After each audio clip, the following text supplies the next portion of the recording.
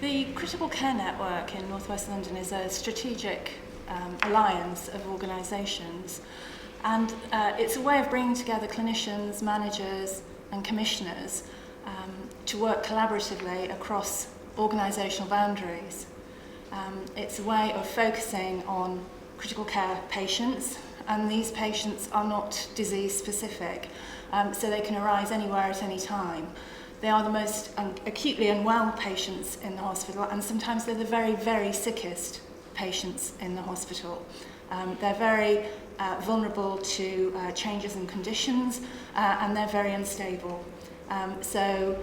Given that a lot of the pathways that these patients need to move along in order to get definitive care and receive treatment involve moving from one organisation to another, the network is there to support the processes and underpin the pathways that these patients take. Well, the network works with all sorts of clinicians. It's not just the people working directly in intensive care or critical care units or high dependency units. We work with emergency departments, we work multi-professionally, and we work with the education institutes as well. We also work with theatre staff and with acute ward staff. We also work with primary care and with commissioners. So we have a lot of contact and interest with a variety of stakeholders within the service. And of course, through our patient pathway work, we see directly the pathways that patients take, so we can work with direct, real patient experience and use that to learn and improve for the future.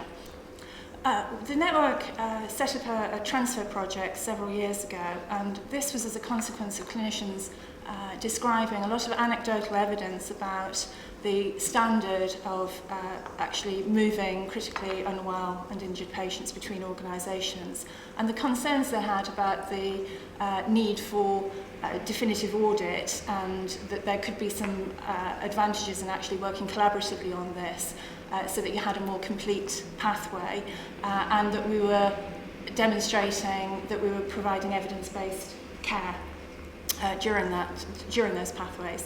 So we established a common network audit form, which is a clinical record of the patient transfer. So it's a legal record. It provides both audit and clinical information about the transfer process itself.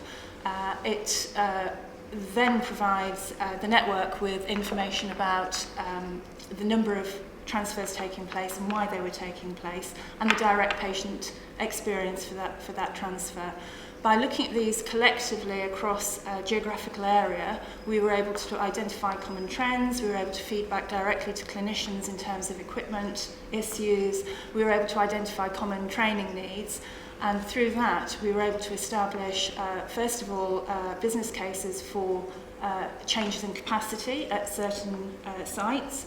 We were able to increase the amount of equipment available in organisations, and organisations were able to demonstrate the need for more training in actual skills for transferring patients. So we now have a common transfer course, which is the only one in London, which runs within the network and at various sites almost every month.